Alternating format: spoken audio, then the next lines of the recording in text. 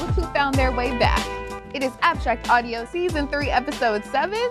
I'm your host, Amber Janae, and to be honest, y'all, I wasn't sure how many of you would make it off sacred ground last time. But here you are, safe and sound. Now, I know things got a little crazy last episode, and a big thanks goes out to our special guest, Sada, for coming through. Be sure to check out all her upcoming projects. And speaking of upcoming, we've got a great guest coming your way, so let's talk. Today, we are joined by someone who knows a little something about building a name, an image, a brand, an audience all his own. He's an artist and entrepreneur, Parious. Thank you so much for joining us today. How you feeling? Thank you. Thanks for having me. I'm feeling great. How about yourself? I'm well. Thank you for asking. So I know you're probably not familiar with the pod. It's okay. It's okay. But we get a little weird here. We do some weird shit here. We don't just talk about the normal stuff. So last episode, we talked about what makes something sacred, right? So this time around, we're touching on the type of people that we honor in those spaces, So we're exploring idolatry and icons and living gods and how people, ideas like celebrities, public figures and things like that become larger than life. Ready? I'm ready. All right, it's gonna be pretty fun. So first, I'd like to get to know people a little bit, just a little bit. So who did you look up to growing up? Oh man, as far as celebrity goes, or anything. I had a couple uncles that I looked up to, but as far as like celebs, it was like a Jay-Z and Kobe Bryant thing. Really? Yeah. Now, was it because of their positions? No, I liked Jay-Z's message in his music as far as like just hustling. Every day you got to get out and go get it. Money is the motive. That's true. And then Kobe's determination and will to win. Also, both of those coincide. So I was able to latch onto them pretty young due to the fact of just wanting guidance. Absolutely. And that success is really important for young people, especially young Black people, to see. So what made them feel like larger than life, but that kind of answered the question. So do you think admiration is always something that's healthy? Yeah, but I mean also too, admiration turns into a form of like hate, because you want that position now. You want what that person has. It can turn to envy. Yeah. It can turn to envy really quickly, and is kind of unhealthy as well, because you're kind of after that spot, and it kind of makes you look at yourself and in your own position as something less than, and that's never a good thing, It's like when they say like your idols become your rivals. That's true. And Chicago always has had that culture of like not being fanned out over someone, and that's always been really interesting to me. Do you think that's like real? Do you think that's something that's true? No, because when you see people like Chicago be fanned out for people not from Chicago. Like they don't be super fanned out for like, oh, I went to high school with him. They know like when they know the backstory, it's a lot different. But when it's like a person from not here, you can see the groupies in all forms, males, females, dogs, cats, and everything. Exactly. I hate that we pretend to not care. Yeah. I don't like that. We're overly cool though. That's the thing about it. Like that's true. It's a nonchalantness about it. Because it's also like, I'm the shit too, but at the same time, it's like, yo, I'm in a room with, you're going to tell all the homies, like, yo, I was with somebody. Exactly, after the fact. And it is a little healthier, to kind of view these people as your peers, like when you see them out and about, or it's healthy, exactly, or think that you're on that same level. Because it's a frequency really that they all maneuvering on anyway. So if I can tap into that frequency, so that's why some of them don't even allow you to touch them. Because of the energy exchange. Correct. Yep. Absolutely, I agree. Oh my gosh, and I'm so glad that you're tapped into that kind of thing as well, because everything is energy. I think I was talking about that a couple episodes back as well. Overall, to me, influencer culture is just really weird. Like even the term like influencer is just so odd. Like it's like you want to brag about being easily influenced. Like that's just I mean, yeah, but you got to give them their flowers. Yeah. It's important that that we do have, somebody to look up to. A lot of the kids come in environments or live in environments that they have nothing but bad things to, see and experience. So to be able to watch a Cassinet and him do all of this weird, funny stuff in his crib, it kind of makes kids be like, oh, I'm gonna just stay in the crib today and do some weird stuff. Exactly. It's safer to do that than go outside and risk their life, you feel me? It's like pros and cons, but like in there too, you got like hair influencers. Like some girls don't know what to do with their hair. That's true. You feel me? So it's ways around it. We just got to figure out like, all right, cool. How can I influence? Like you know, you have like dope tattoos. You might want to influence somebody to be like, you know what? I'm gonna go get tatted. I'm telling you, it's all like weird. That's the thing though. I don't even want that title. That's like saying to me, you prefer fame over money. Like nobody I know personally would choose fame over the money, you know? But you know, with fame comes money though. Yeah, that's facts. That's facts. I just wish it was separate. I just wish you could get the money without the fame, honestly. Like in today's age, it's like it has to be one and the same. Gotta be exposed, yeah. Gotta be exposed. It's unfortunate, honestly. Like people gotta know how you brush your teeth. Exactly. You can't just do your art anymore. It has to be so much more that goes into it. Obviously, you know, because you do music. So what's the difference of a fan and someone who just enjoys your work? Man, a fan actually, a person that's invested, you know, they're buying merchandise, they're actually downloading the song, they're actually sharing the song to individuals, they're coming to shows, things of that nature. A person that enjoys the music, you know, it might give it a spin here or there. Exactly. You know, it might make one or two songs might make the playlist, but not the entire album. You know, it's like artists that I'm fans of, and then it's like, cool. Exactly. You know, like, exactly. And it kind of translates too, I feel like, into that following that you have as well. It's like community. You have to build a community. And that's pretty much the goal at the moment, you know, is to keep building community. We throw like these events, we call them Flash and Vibes, where we come together, create content, you know, and play games. So we might play Uno, we have a spin the wheel game, spades, but it's no like money being, you know, because things like that get a little tricky at times, but we have definitely tricky. You feel me? Tic-tac-toe, well not tic-tac-toe, but Connect Four, Jenga, all of that, like that's all provided. And then at that, I cook, so I love cooking. So I'll bring like a special dish to those parties. Damn, okay. So you could really do content in any lane at this point. At this point, how long have you been putting those on? We're actually just about to go into our third one next week. And I believe we're gonna actually make it our listening party, bro. Yeah? For our album, You should. Might as well. 2 birds, 1 stone. Yeah, exactly. Man, and I hope your followers show up and show out for you. For sure. Yeah, I'm sure they always do. But we're gonna keep it like really small and intimate too.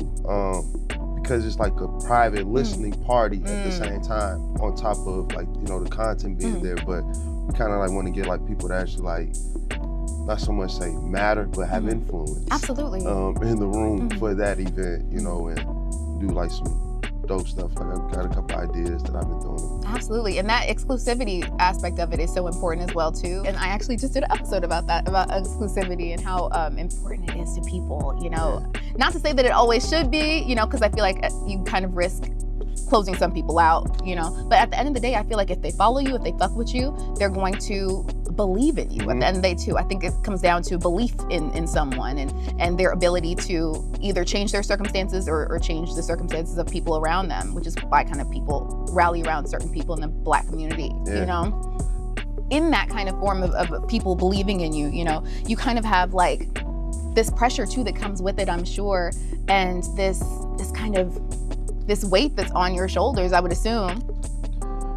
Nah, not really. No?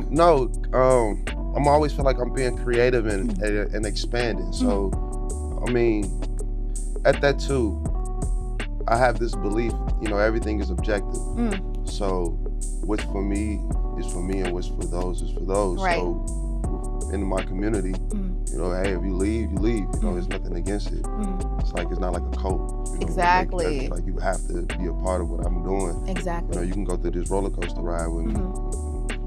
See where we in. And what's interesting too is on the rise to popularity, on the rise to fame, a lot of these people it almost does seem like a cult for a lot of people. Like, especially if you think of fans of like Beyonce, you think of fans of like, it's just kind of insane to a certain extent. Do you feel like you're on the way to building that kind of cult-like following? I wish. At the moment, no. I don't even know if I want exactly, that kind of I feel like I wouldn't be able to go outside. Exactly. You know, like one of my favorite rappers is also Currency. Oh, okay. That's different. Yeah, so Currency is like like, you know, him and Wiz, they came out at the same time, basically. Well, Currency was that way before Wiz, but, you know, they built their thing together at the same time. And, like, Wiz can't really go outside like that. Currency can. And Currency still has all the nice shit. Exactly. You feel me? All of that. He just can go outside and Wiz can't. Like, Wiz gotta have a bodyguard. That's true. Like, Currency, like, oh, yeah, I'm just, you know. Living his life. Yeah. You know, I wanna have, like, that type of accessibility. Absolutely. There's a balance, I'm sure. Yeah. Exactly. And it's interesting you mentioned them coming up as well. Do you think people of that status, or icons in general, people that we deem as iconic, do you think they're kind of born? You think they're made? Or you think they're like just discovered? Combination, in my opinion.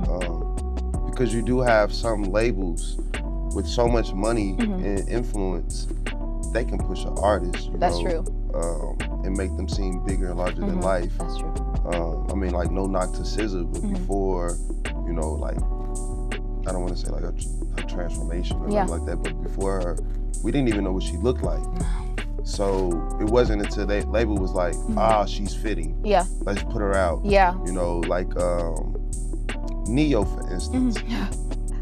He was always a back, you feel me, writer. And then all of a sudden they was like, nah, this guy's really good at singing as well. We're gonna make him look like a sex symbol. Yeah. Now he got 4 wives, you feel me? So it's just the way things go, you know.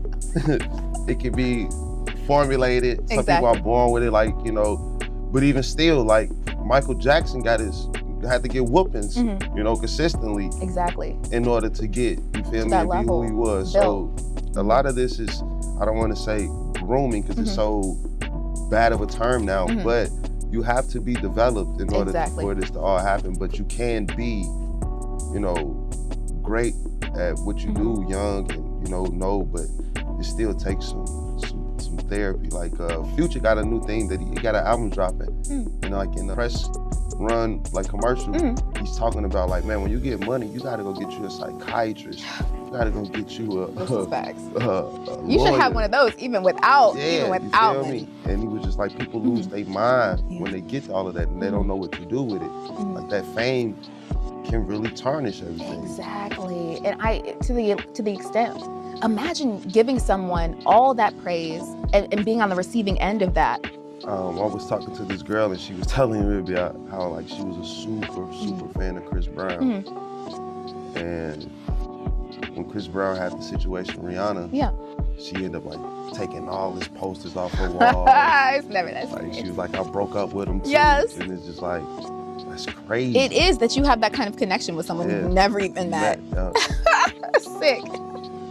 So what do you think matters most when it comes to coming up? Is it like talent? Is it timing? Is it like marketing more so? It's all marketing.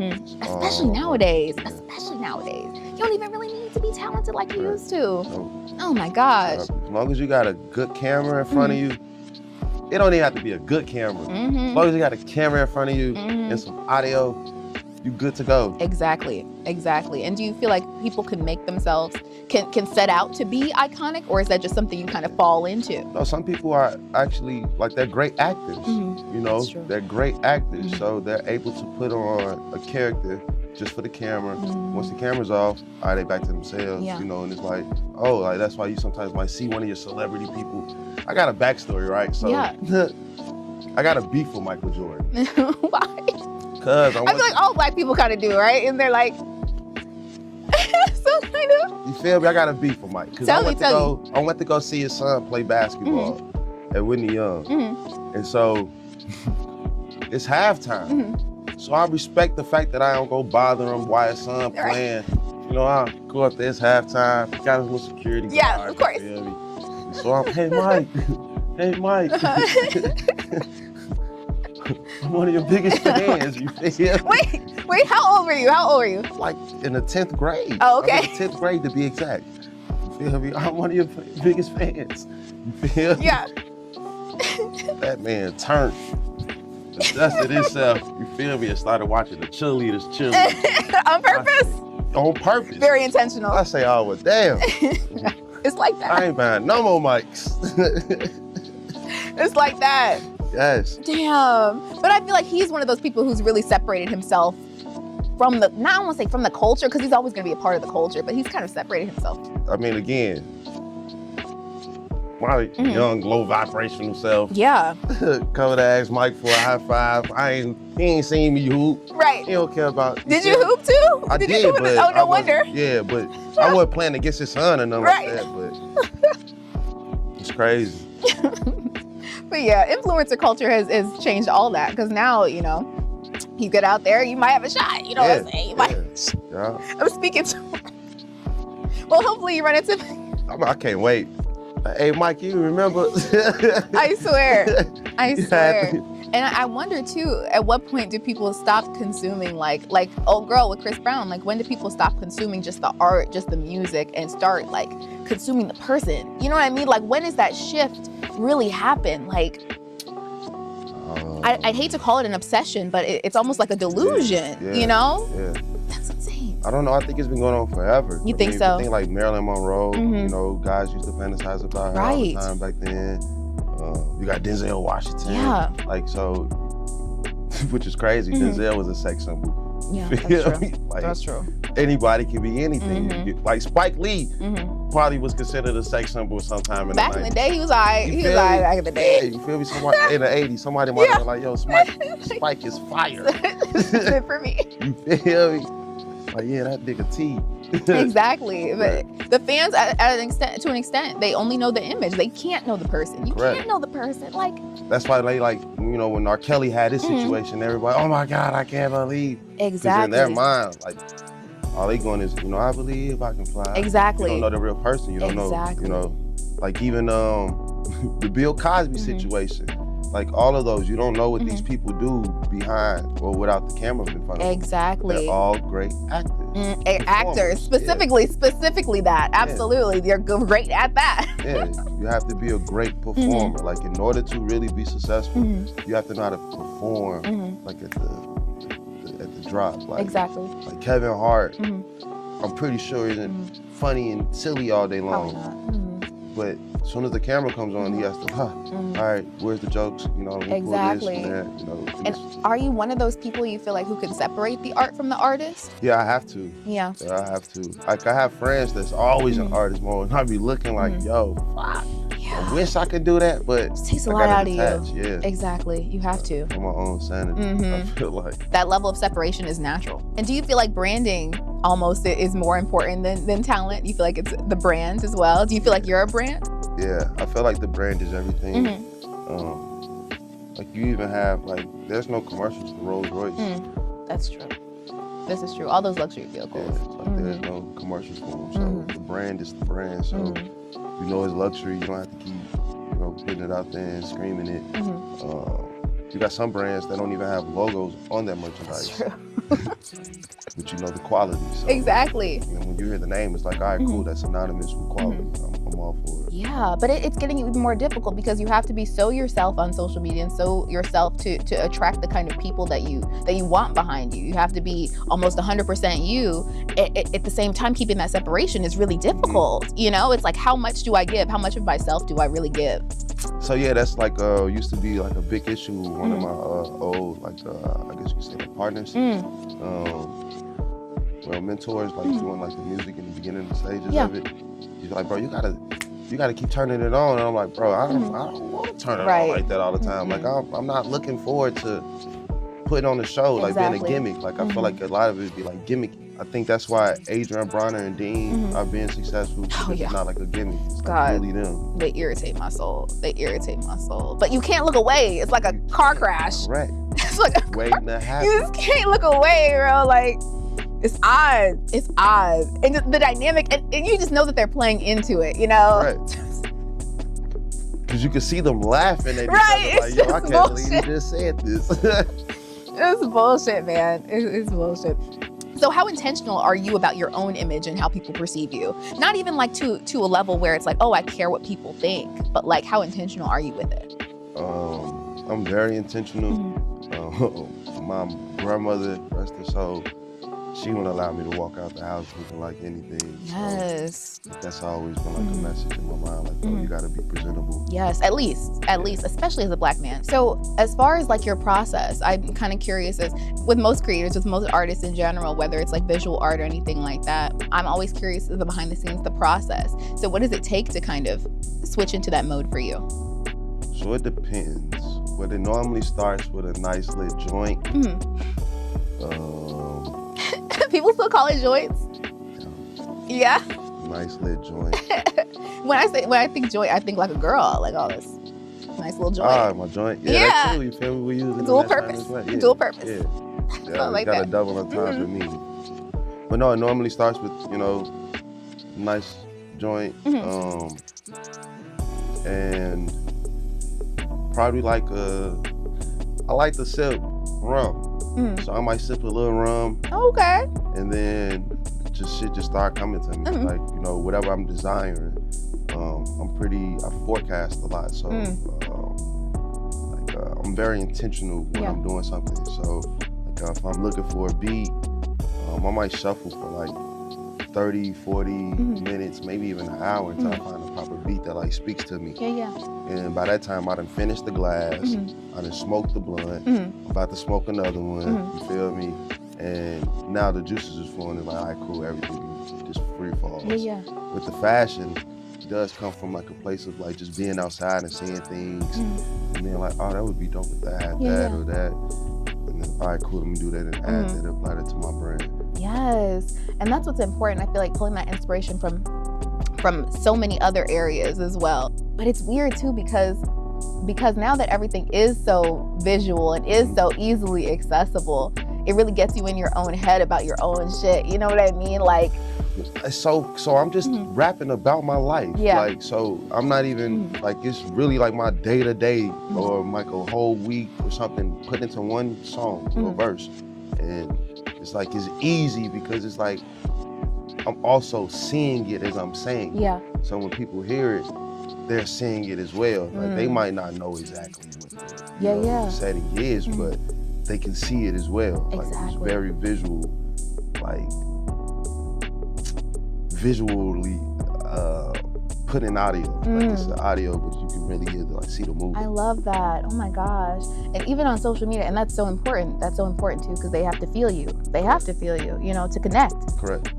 So like, even when people are online, like people that you follow, I don't know who you follow, I don't know who you're into.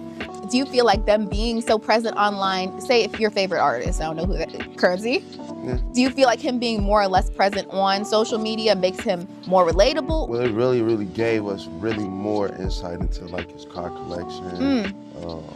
Oh, so you do follow him? Correct. Okay. So you get those type of things because he raps about it.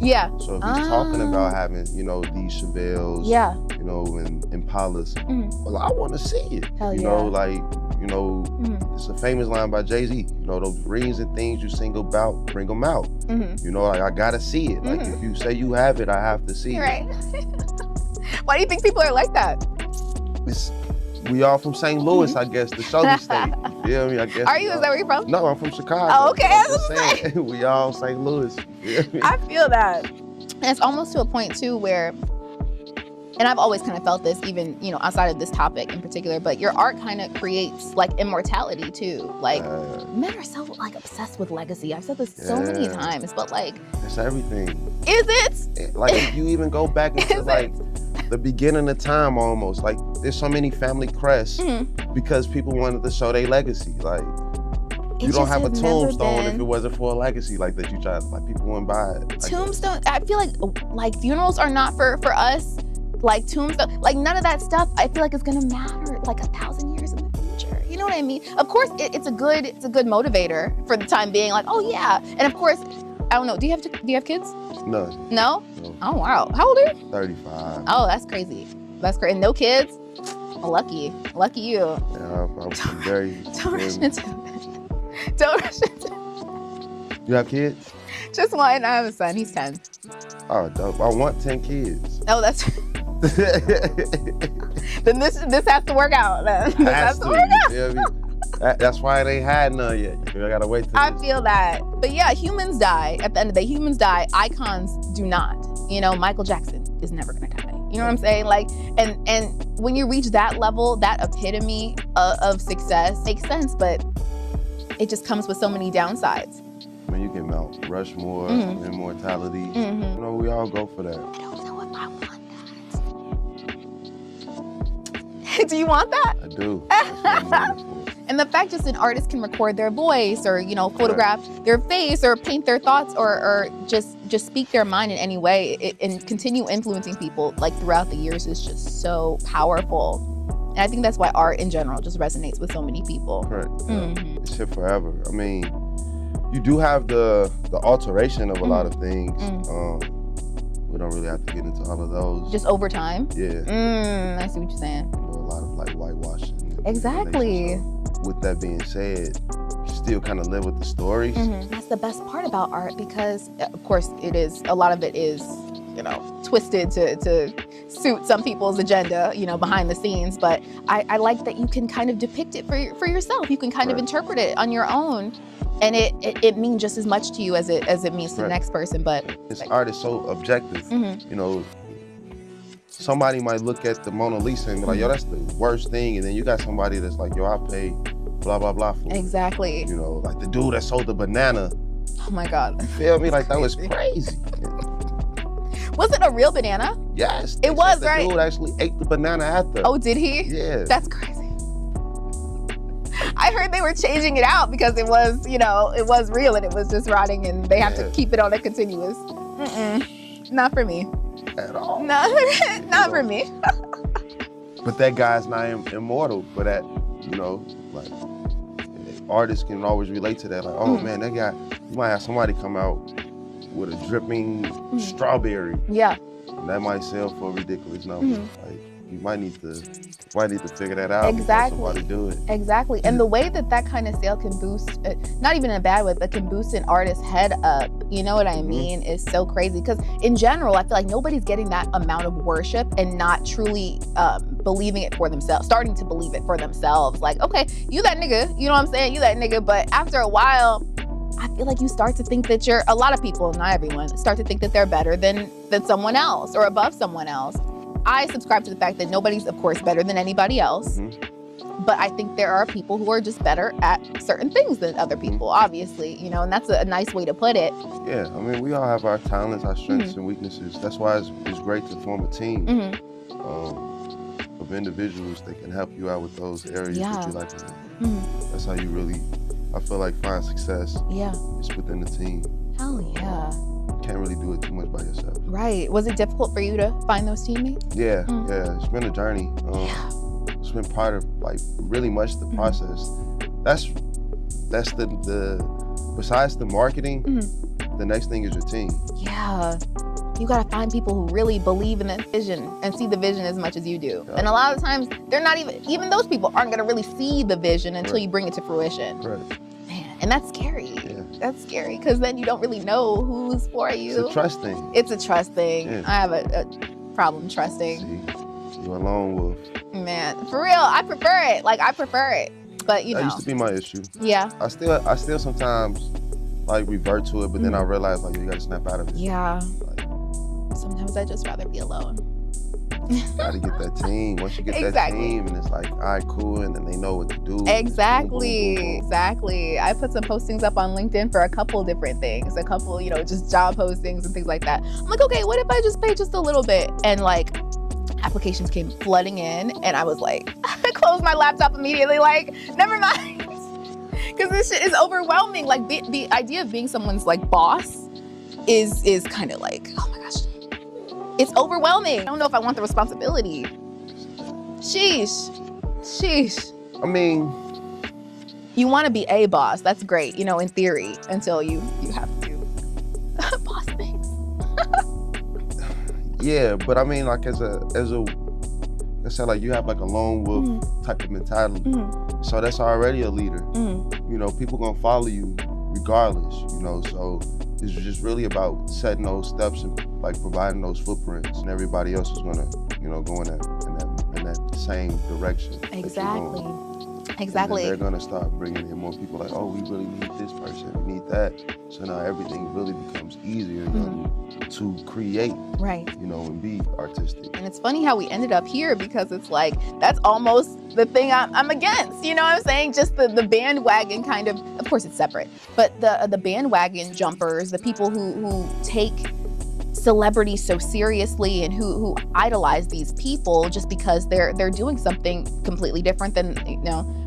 And that may be why they're doing it, because it's like, oh my God, I could never do this. You know what I'm saying? Like, and just seeing that is really interesting to some people. There's some people who see that and be like, oh my gosh, I could never do this. Let me follow them. Yeah, and then some people, exactly. Yeah.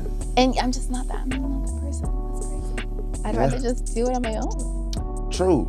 But like I said, you're gonna need that team. Exactly. In order to really, like, everything has a foundation, you know, and there's many layers to you know, getting to the top. Totally. So you gotta have, you know, multiple pillars, different walling and things of that nature, just to make sure that the building stays sturdy. Hell yeah. You know, and if it's just a stick, it's gonna blow over. Right. You feel me? You gotta think about that. So that hand, it's hard for the wind to get through.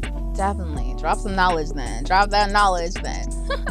But overall, you know, if we stop putting other people on pedestals, you know, where do you think all that admiration and all that attention and all that devotion and belief would go? You know, would we like invest it more into ourselves, you think, or would we just find the next thing to follow, the next thing to worship? It's always the next thing to worship. It's always the next thing to worship. It's been like that in the Bible. Like, you feel me? They ran to the calf. Yeah. You know, as soon as everything like that, it's always going to be something to idolize. Exactly. For instance, money. Yeah. That's exactly something we idolize. You know, oh, I got to go get it. I have to have it. That's idolizing. Yeah. You know, so there's always going to be something tangible or psychologically there for us to be like, to chase. Like, oh, I want this. I gotta have that. Yeah.